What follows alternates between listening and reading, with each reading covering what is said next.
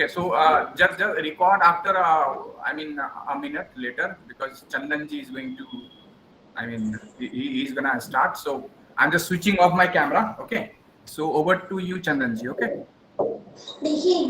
Thank you, Satya. please speak little louder, Chandanji. Is it okay now? Yeah, it's quite better. Okay, thank you. So I'm just sharing my screen. Just let me know if you can see my screen. Yeah, we can see your screen. Thank you. Okay. So, hello everyone. Very good evening. And today we have gathered here uh, to talk about the initiative which we have, we few people have started to connect for, and that is for implementation of AI in Bihar. Our main focus is concerned to how we can leverage the future and the scope of AI in Bihar and in so many sectors which we could see about. There are so many things where we have seen. Means we, if we, everyone who is means whoever is from Bihar or nearby area, they know that there are so many small things which are highly redundant and doesn't require that much manual attention from anybody. But still, we are struggling with that, and those are the places where we are trying to put our leverage, and we want to create our community who can actually help not only from the private sector but from the public sector. But for that, we have to showcase our knowledge and information how we are going to do that.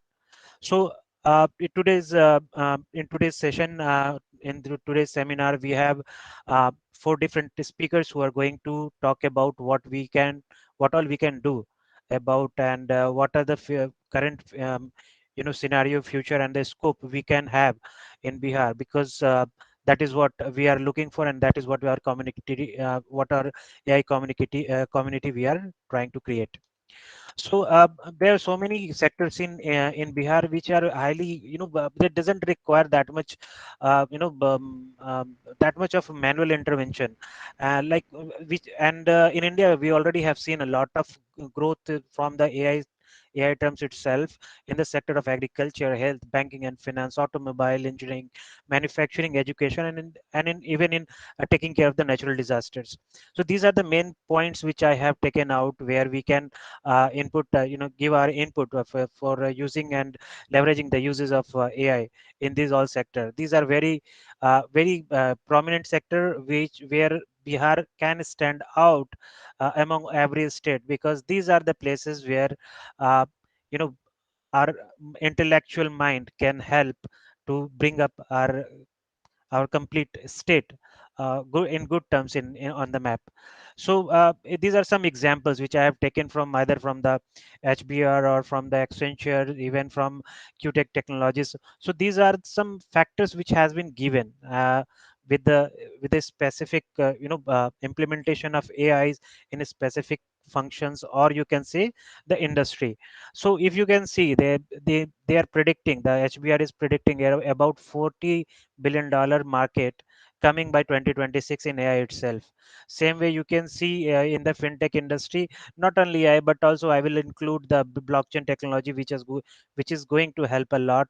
Robotics and AI enabled robotics, plus the drone technology, as well as the GPS system, where we talk about the type of soil and it is where we are getting more uh, you know means where we can have better understanding of uh, what quantity of rain is going to happen, and what are the locations where we need more water.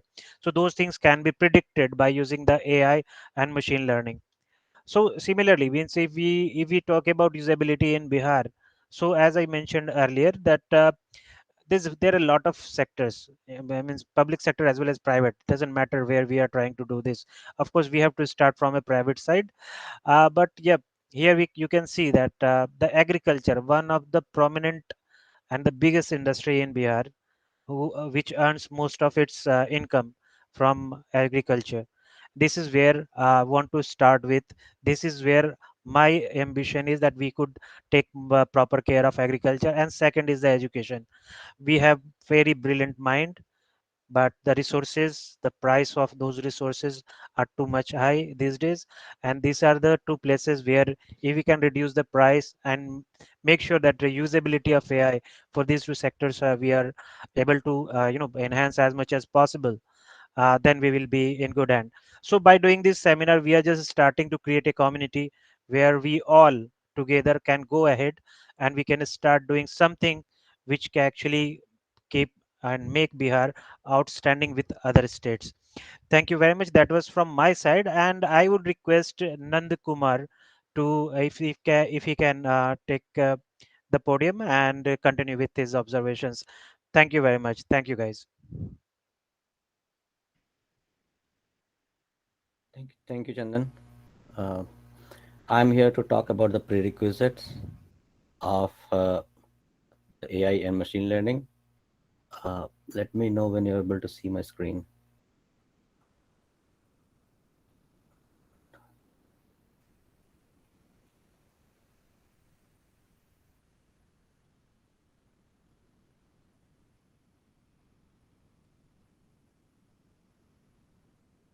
Are you able to see my screen?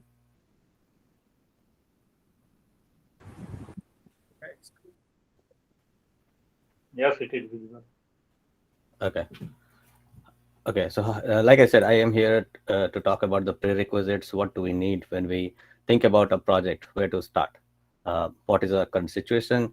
So, in the screen, this is just like a starting screen, and you can see there are all a lot of top companies in the world that we have here.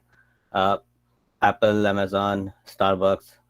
What did they all do about this? It's all about data. Uh, Earlier, back 10 or 15 years back ago, we had some of the major vendors of database system were IBM DB2 and Oracle. That's all we could think about. Today, almost all the companies they are into data. And why is that? Because uh, gathering data is the fuel now. And you see, we have, for example, EVs coming up, and like most of the companies, like they have grown like 10-fold times or 15-fold times in a span of like just 5 years. Take an example of Tesla. How did they grow to humongous multifold times? That's all because of data. They have been capturing data for every miles that we travel. Uh, so let's quickly jump into the other slide. What is the prerequisites? Uh, let's talk about the project life cycle. So whenever we think about a project, like Chandan talked about agriculture or on the AI, machine learning, anything, first we try to understand what is the business issue. Uh, so uh, where do we stand right now? Uh, uh, Most of the public sector companies or the private sector in Bihar, typically if I talk about Bihar, I think we do need some data infrastructure as well. So if we talk about the data infrastructure, then we might think about what is the traditional. Do we have a traditional database system or data warehouse system? What is the need? How much data do we need? How much uh, machine learning or AI can we implement there? And then that would ask us to go into the first channel, identify the root cause. What is the business impact? What is the current situation of our business? And then we can leverage, okay, what is the data that do we need? Do we need a traditional database system, because or do we need a cloud based, if we have to implement a very high scale or very complex database or AI system? कहिए कि अभी गिर जाएगा ना तो अथी ये सब Guys, please दर्द go. वगैरह देखिए दवाइए भेज देतौ तब ते So, मोन गजबज करे छै गजबज मतलब समझ रहल छी Okay. uh, So uh, let's think about other companies. Like I work with a bank. It's an established company, and we don't have issues with the database or data infrastructure. It's already in place. So other challenges like on the strategy like uh, the business leads, they build on a different strategies. Okay, we don't have any challenge with the database or data infrastructure. We already have that in place. So we have a current issue. Like for example, I work with a fraud strategy team. So we have multiple frauds that is happening on day to day basis. So we you collected those data from our infrastructure, what we have in place, and then we build certain strategies in there on the top of it. So think about on the AI or machine learning, what you can do with the perspective of Bihar.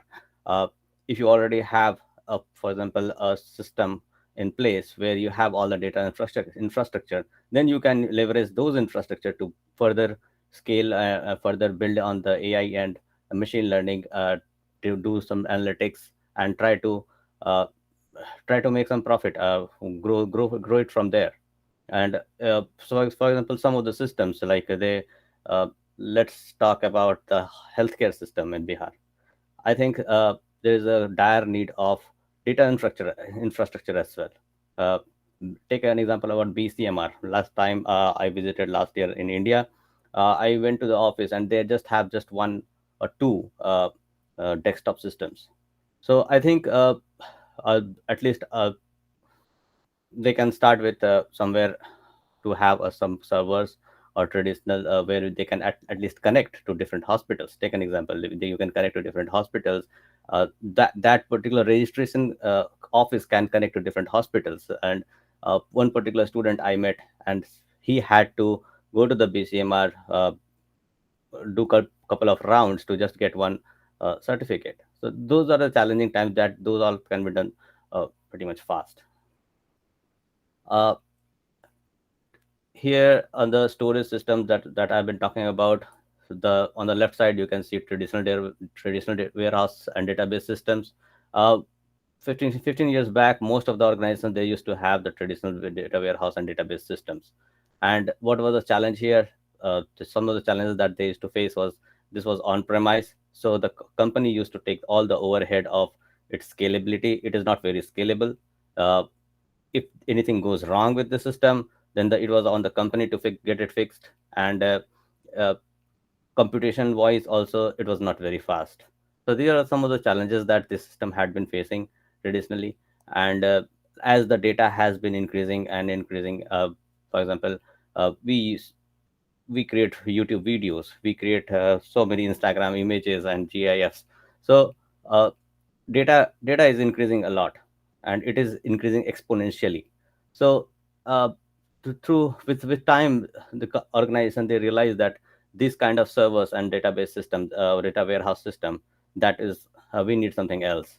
And within came the then came the picture of different web services, Amazon web services. Right now we have Snowflake, which is actually doing better than Amazon web services. Then we have, I have just mentioned four big players in the market right now, but we have many more, like Alibaba is there, and even Oracle and IBM, they have their own cloud services. So we need to really understand like where we are now, and what do we need. Like if we have a small system, then particular, or maybe for now a server can do the trick. But let's say agriculture needs a lot of data, agriculture space, uh, especially in Bihar, since Bihar is uh, agriculture is a major uh, part and major vertical in Bihar. So uh, yeah, so we need to understand what kind of data storage systems we need, and we can take it from there. uh, Explaining more on the data storage, we need to understand like how we actually use the data that is used for data science, machine learning, or AI. So typically when I have just put my experience, what I used to work with Amazon. uh, so Amazon has a very big cloud service, Amazon Web Services, and this is how we used to have we used to procure and use the data. So for example, we had a data lake. So data lake is like, the name of the data lake was Andes. And uh, and uh, uh, it has just raw data, like without just like a data dump. And on the middle vertical, we had a data clusters. What you have in market is Redshift. So Amazon uses Redshift clusters. uh, and those Redshift clusters, for example, Amazon has different verticals. Let's say retails, music, ads. Amazon is in ads now as well. And then finance and products. So I was in products. Within product specific, I was with Amazon Alexa team. So suppose this is me, and I was using this product Redshift cluster. So I used to, and also yes, this particular Redshift cluster, they have both storage and compute. So I'm not dependent on the computation or the storage power of my particular independent laptop. I can use the computation of this cluster, and this cluster is scalable. Actually, I didn't do the slide mode, so but yeah, you can see. I'll give you an example of this cluster in detail. But if you see, I can access this cluster. I can access its storage and compute, which is huge, and that is what we need for AI and machine learning. Uh, for AI and machine learning, you cannot depend on just the power of your laptop or computer. You need a lot of data, and this cluster is synced with the data lake. The data lake has all the data related to finance, ads, music, retail, and then you can imagine what is the capacity of the data in the data lake. And this is all not on-premise. This is not on anywhere in campus. It is located somewhere remotely in the data centers, huge data centers, and they have multiple data centers, and like there are multiple data lakes which are synced to each other so that you don't lose the data as well. So this is like a brief background of how the architecture looked like. So there are different team members. Somebody worked with finance, somebody worked with a music team. They can all access the single data lake through their independent clusters. And the good thing about this system was that it was very scalable. Let's see on the right side, if you see the picture here. So there was one. This is just an example of one particular Redshift cluster. So you see there is a leader node. So this node just what it does is that it manages uh, all other nodes. Rest of the nodes are like compute and data nodes. So what we had is that, you see, we have two here. We can add as many nodes as we want. So that increase the scalability. And once you try to query or fetch computer data, it it uh, it processes the data in parallel. So it will throw some data on this node, it will throw some data on the other node, and the computation is done in parallel. And once it is done in parallel, it is very fast, unlike, let's say, a traditional IBM DB2 database. So that is what we need for the AI and machine learning. So we need faster computation, which is provided by these kind of cloud-based database solutions, and scalability. Like suppose if you still need more data, then we can just keep adding the number of nodes. And here we have the data lake, or we have different Amazon Web Services like S3. You can use S3 as well, or sometimes the data lake is synced with S3 so that a person can pull the data from data lake or the S3.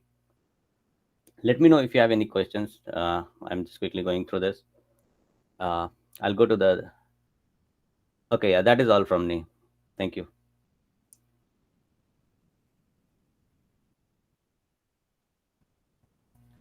Chandan? Yes, thanks, Nan. You really gave us quite lots of information, like what all are the prerequisites for a data science or the application which is rely on the data science. So as far as scope is concerned, so I'll take care of the scope part. So let me share my screen first, then I'll.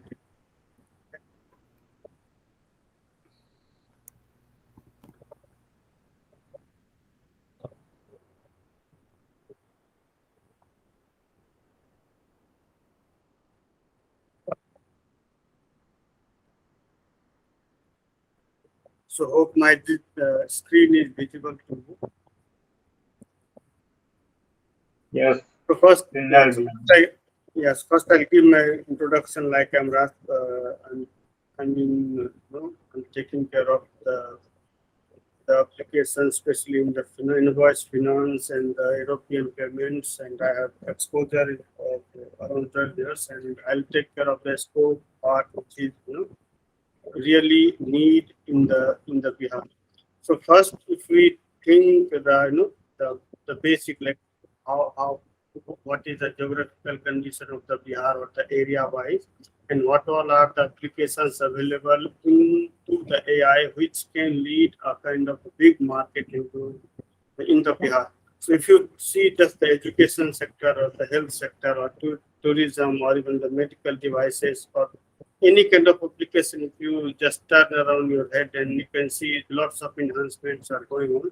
So somewhere there is a chances we can do much more better, and AI would be the major portion where improvement can be achieved. So now first we talk about the healthcare sector, because as our colleague Nand and Chandan also said, in Bihar, if we see the the infrastructure, especially in the healthcare sector and agriculture sector. So first we'll talk about the healthcare sector. We need major enhancement. We need much more data, and also we need much more awareness to the people, so that including AI, we can help our patients more more in an accurate way. So if we see where health in healthcare sector, how or where AI can be used, so the first example would be your image analysis in the medicine. So if you see the like artificial intelligence is changing the way the healthcare sector is delivered across the world, and it has been playing a crucial role in dealing with if you see the coronavirus time, virus time, at that time more often we used to take care of the applications and try to trace the area which are more infected by that virus. So also we can say, so if you see the image analysis in medicine, so you would have seen the medical images processing, where you could see the 3D images. Sometimes you could have seen the 2D image as well. So if we consider these two kind of images, we can read those images, we can show our interest, how it has been created, how it can be improved. So by seeing those images with the help of AI, we could come to a place where we can easily, or even doctors can easily predict what is the condition of a patient and how it could be a better. So these are the things can easily be done with the help of AI, especially in the image analysis sector. You could have seen in the genetics and genomics. So let's say a doctor is taking a person faces using their facial analysis, and they are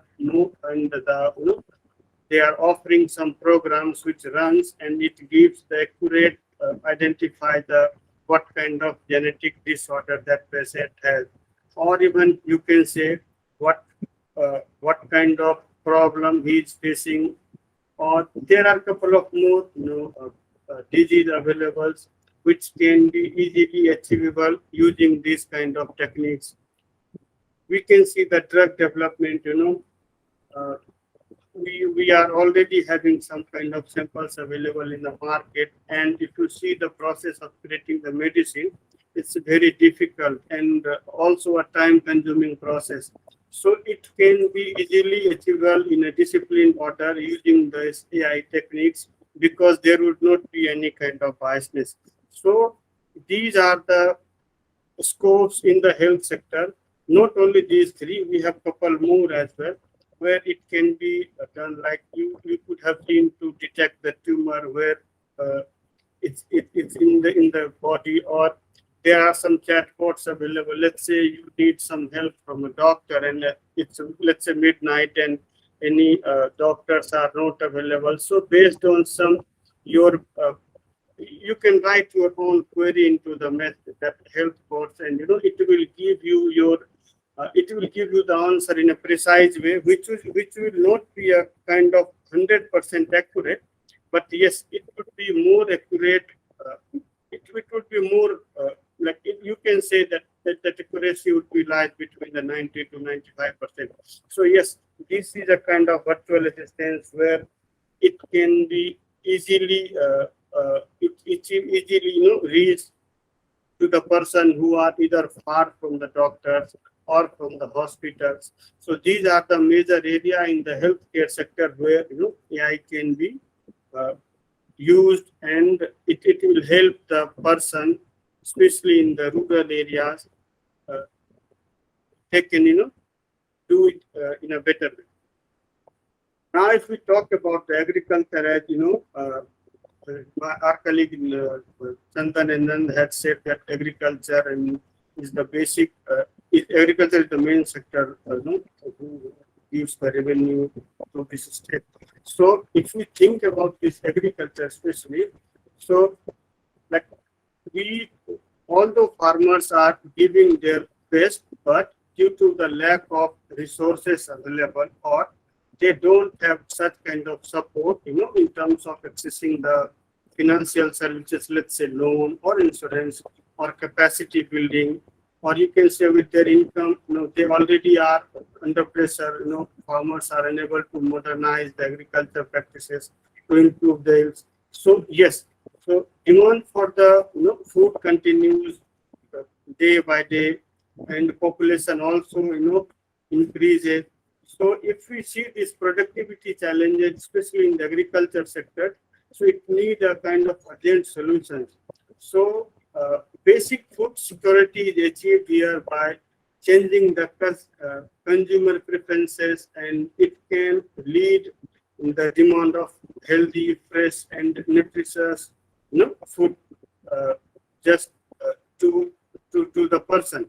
So if we see in this case, if we just achieve the AI, so the solution would be enabled using the real-time monitoring, where farm will help farmers deploying the corrective measures on time. You can take one example like early disease detection in the crops, or monitoring the soil moisture level in terms of optimizing the field. So yes, smart farming it helps the farmers monitor the relevant parameters continuously through the IoT-enabled solution. So yes, these are the solutions, and or you can say way where farmers can automate and optimize their process, such as pesticides, spraying the pesticides or insecticides, irrigating, or they can check the soil on the time. So these are the activity which they can perform, and they can save their costs as well. So yes, this really can boost the agriculture sector, especially the farmers whose income are very less. So if they could use the couple of advanced machines, like which can predict the weather, which can predict the quality of the soil, or the time, or the duration where that farmers can farm. So yes, these would be a kind of a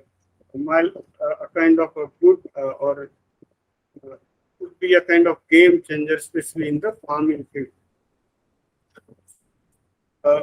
Medicine or healthcare sector and agriculture are the major challenge, especially in the Bihar. But this is not the only challenges we have, and it can be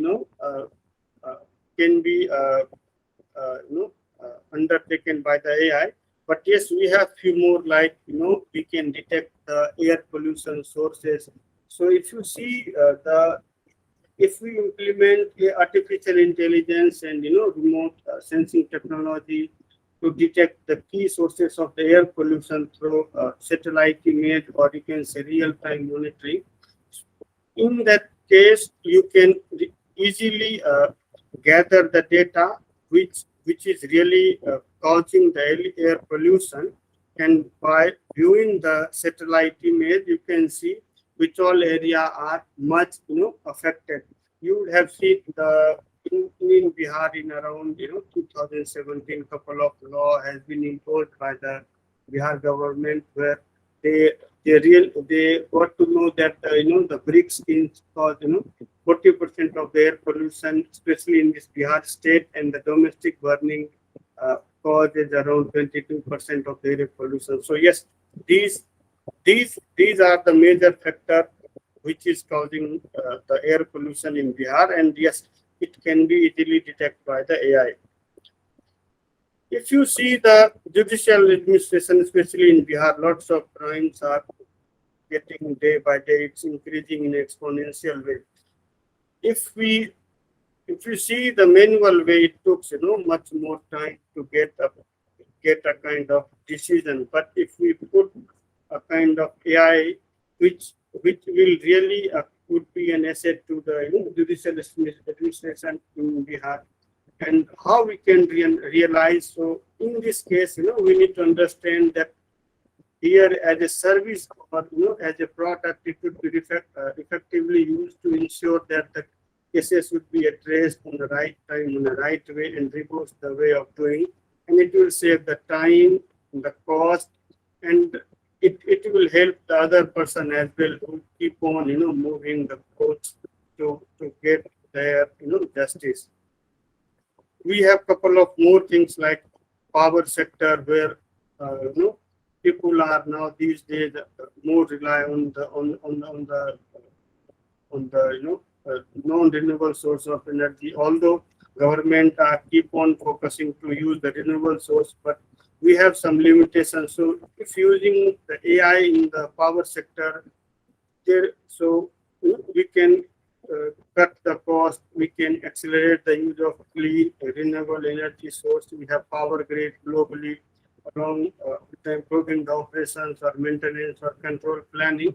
So it just closely tied to the renewable source, and it's necessary for a country or for a state to develop where where most of the if most of the industry or the power sector just move from non-renewable to the renewable sources, so it will save the cost at one time, but another on the other side, if you see, it will solve a couple of other problems as well, like you won't feel much pollution in your area, and because of pollution there would be, if you see the temperature are getting increased, there is a lots of global warming cases you can see. So yes, AI and the power sector, if we use, yes, we can boost, and it will really help the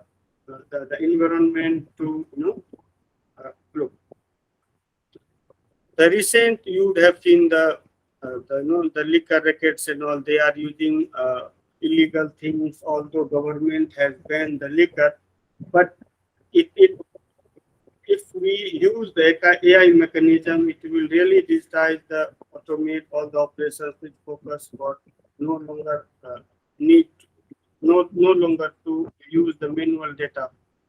They can easily track the person using couple of algorithm running behind it, like uh, they have uh, uh, they have the image detection or object detection techniques, where if a person is doing any crime or uh, he has left the country or a state, so using these techniques they can they can easily search using the image detection techniques or uh, you know object detection. So yes, these are the certain things which can really be implemented into Bihar, and uh, yes, our state and our people will get really benefited. So that's it from my side now. I will pass this to Chandan again. Okay.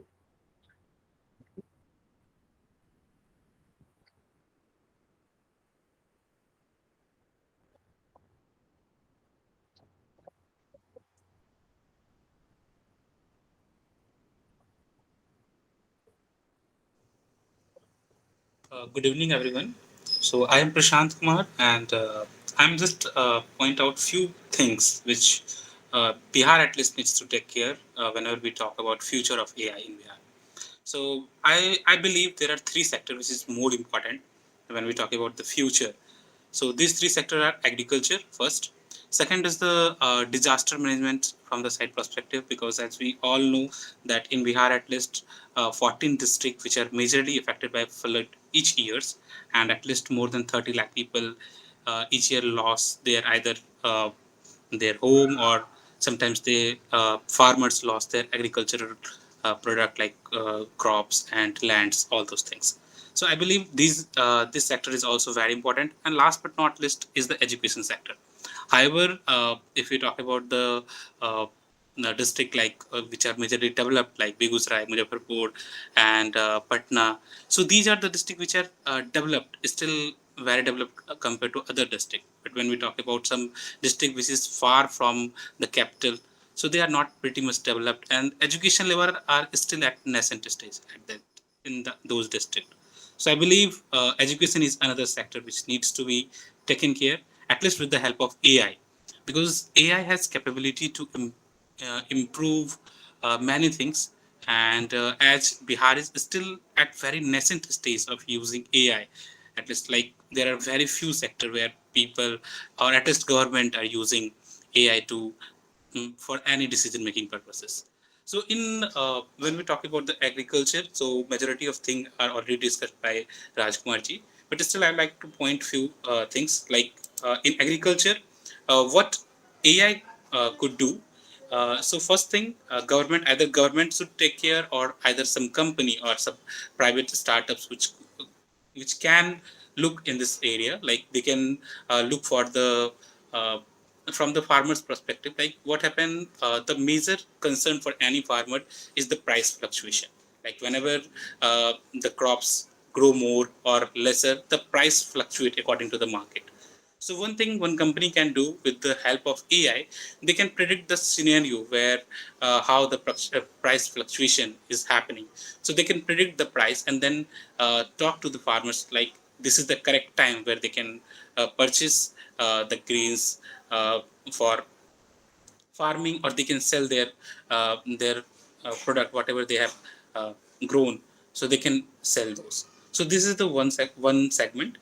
Second is the intelligent spraying, which is very important thing. Like whenever whenever there are disease in any crop, so there are some kind of initial analysis on that, that which kind of medicine, or which kind of maybe you can call khad or something like they should use, by which they can remove those diseases from the crops.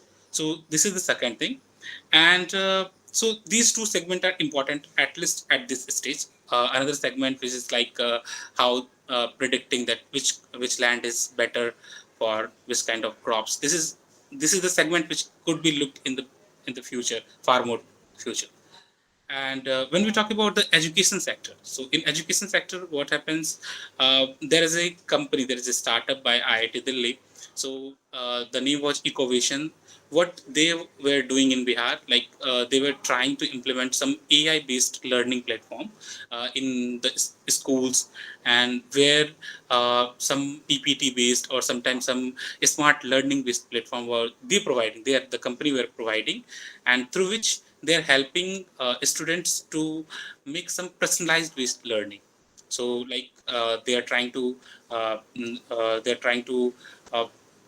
present some topics to the students, and they look for that what they are learning from those topics, and then based on those learning they implement some another subject in that. So this was the another startup that they were doing that. So this kind of startup needs to be more and more in Bihar. Like from Bihar there needs to be some startup based on the education, by which more and more some AI based technology could come. And last segment that I was thinking of talking is flood management, which is most important. Either a government or some United Nations organization could majorly government could look into this segment, like how can they can use AI or at least smart detection to control those flood thing. Either sometime whenever they can monitor the rain, that how the rain is happening in each years, and then based on those predictions they can look for the flood management. So these are the three most important segment I believe needs to be very carefully taken in Bihar at least. So that's all from my side.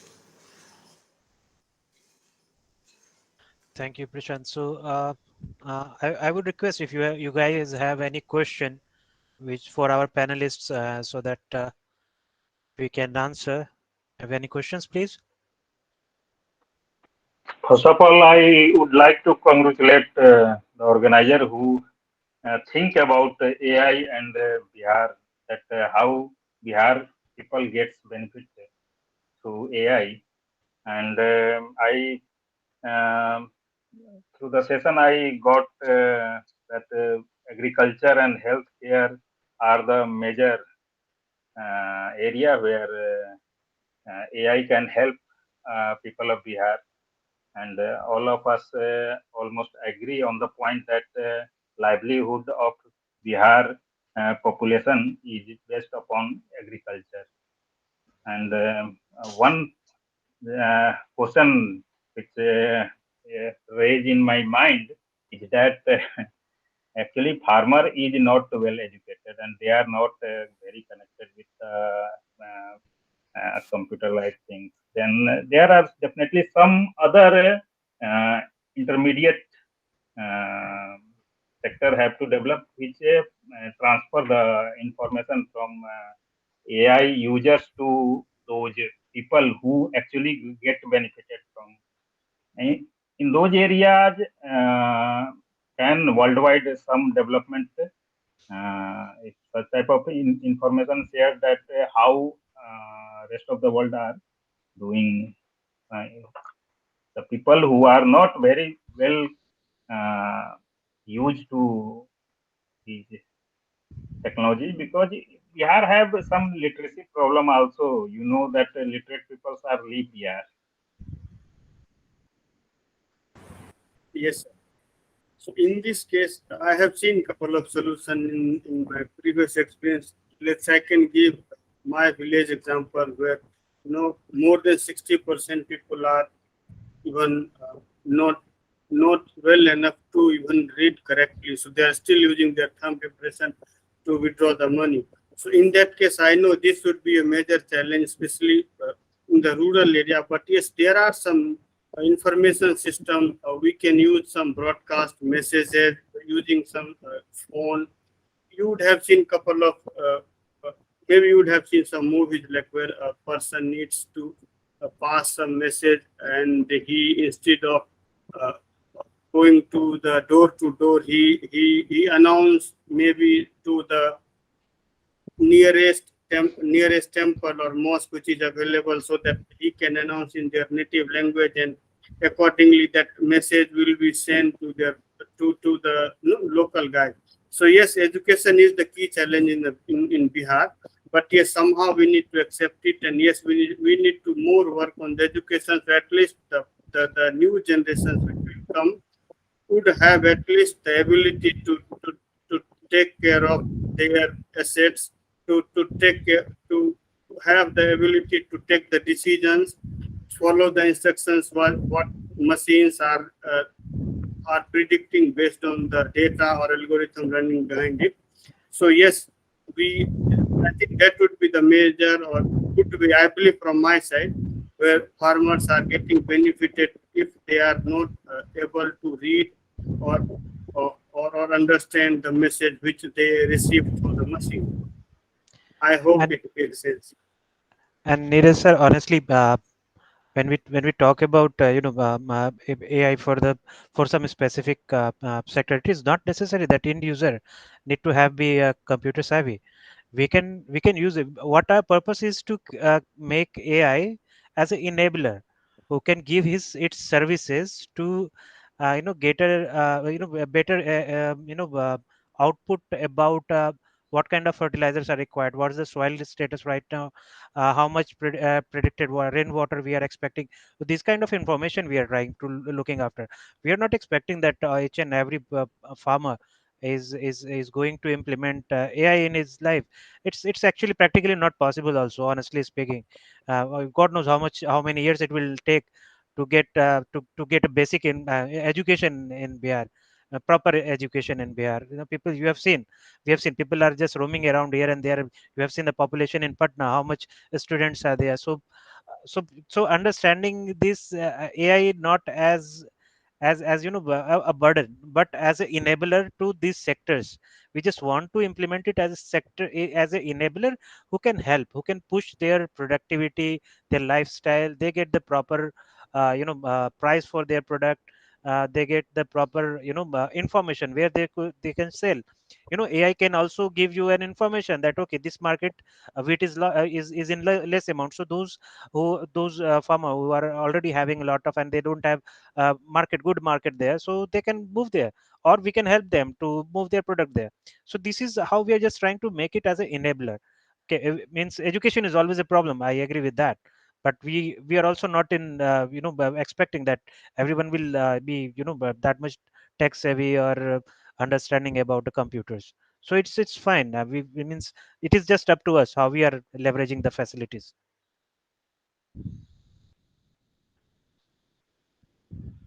Okay, fine for me. Thank you. Anyone else have any other questions?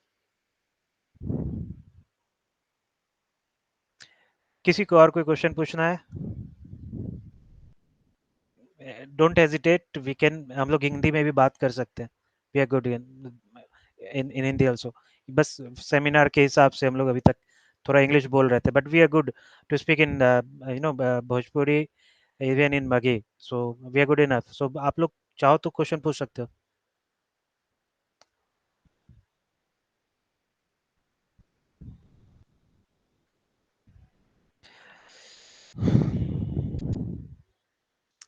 So Satya, I think we don't have any other questions. Actually, can I ask one question at the end from the Sure, panelist? Okay. sure. So my question is, I mean, how, I mean, AIML can help, the small enterprises in Bihar, I mean, to leverage, and they can scale up their business, and they can compete with the, the big enterprises. So how this can help us? And also, when I say small enterprises, I am specific to the startups. So this question is to entire panel.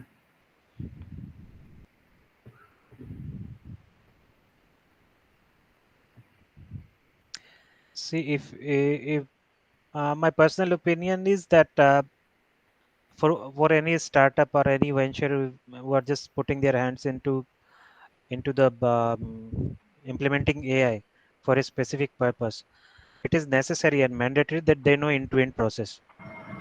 Okay, means it's not only about creating the algorithms. Okay, we also have to understand the domain where we are putting our hands into.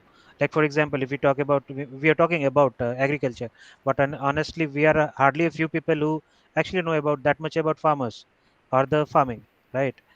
Means there are few who are knowing it already, but that's why I'm saying only few of us are aware of it. So it's not only about now other than your algorithms and the technical aspects, the domain knowledge is something which is really important. Without domain knowledge, means whatever the however good your algorithm is, it's not going to work.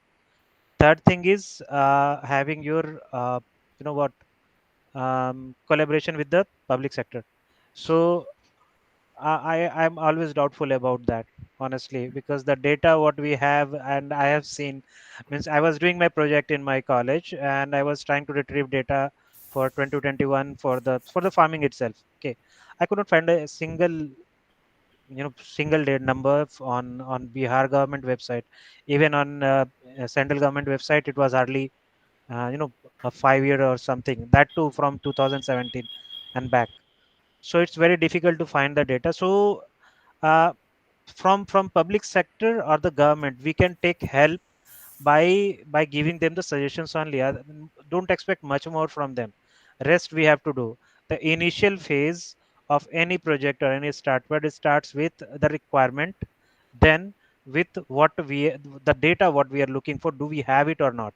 If we don't have, we have to create it. It will take longer time, maybe 7 months, even 12 months. Okay, I'm not expecting we will be having historical data on which we can work on. Yeah, yeah, right. Very less data will be there, so we may have to create data again. Okay, so again they have to go through all the surveys and everything. Work is difficult but doable. The fact is uh, and I'm understanding that if someone is thinking to create a small venture or startup, he must have a backup, financial backup about it. It is going to take time. You have to take care of 5 or 6 people minimum. So it is initial investment is very big.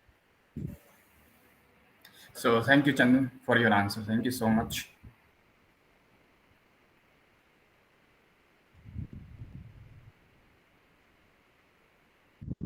And honestly, Satya, just to add one more thing, people will take interest in it if we are even if we are able to showcase them the POCs, the proof of concept. Government is fine with that. I have seen so many friend of mine. I think you also know few of our friends only from IIT. They have given the POCs only. They have got the contract. So that's why I'm saying that even if we create a small uh, POC, proof of concept, with example, with proper information, without hiding anything, that from where we have taken the data, how we are proceeding. So as transparent we are, it is a bigger chance that we will get government contracts.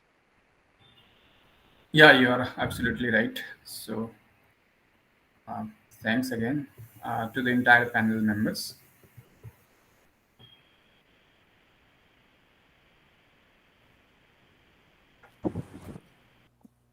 All right, then. Thank you, everyone. Okay. Bye. Okay, thank you and good Yeah. night. Thank you. Thanks, everyone. Yeah. Thank you, everyone.